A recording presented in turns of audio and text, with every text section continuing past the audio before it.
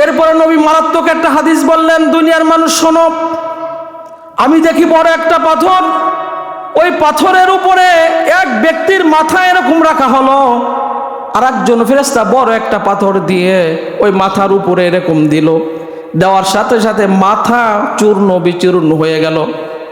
আমি জানতে চাইলাম, জিব্রাইল, এই ব্যক্তিদের অপরাধটা কি যে তার মাথার তলে একটা পাথর রাখা হলো, আর একটা পাথর দিয়ে ঘা মেরে মাথা চূর্ণ বিচূর্ণ করা হলো, কোন অপরাধের কারণে? আমি জানতে চাইলাম। জিবরাইল আলাইহিস সালাম বলেন, ইয়া রাসূলুল্লাহ সাল্লাল্লাহু আলাইহি সাল্লাম, এই সমস্ত হচ্ছে ওই সমস্ত আল্লাহর বান্দারা যখন ফরজ নামাজের জন্য আজান দেওয়া হতো তখন নামাজটা তার কাছে ভারী হয়ে যেত। বেনামাজি ভাইরা, আপনাদের দেখেন শাস্তিটা কি। একটা পাথর রাখবে, ফেরেশতা আর একটা উপর থেকে পাথর আপনার মাথার উপর ছেড়ে দিবে, বড় পাথর, মাথা ভেঙে চূর্ণ বিচূর্ণ হয়ে যাবে। বেনামাজিদেরকে এইভাবে রব্বুল আলামিন শাস্তি দিবেন কিয়ামতের ময়দানে। অবস্থাটা কি দাঁড়াবে?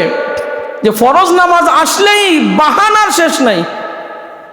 নবীজি বলেন, জিবরাইল আলাইহিস সালাম নবীকে জানাচ্ছেন যে ফরজ নামাজ যখন আসতো তখন এর কাছে এত ভারী মনে হতো, মনে হয় যেন কত কেজি ওজনের বোঝা তার গাড়ি চাপিয়ে গেছে, মানে নামাজটা এত ভারী মনে হতো তার কাছে।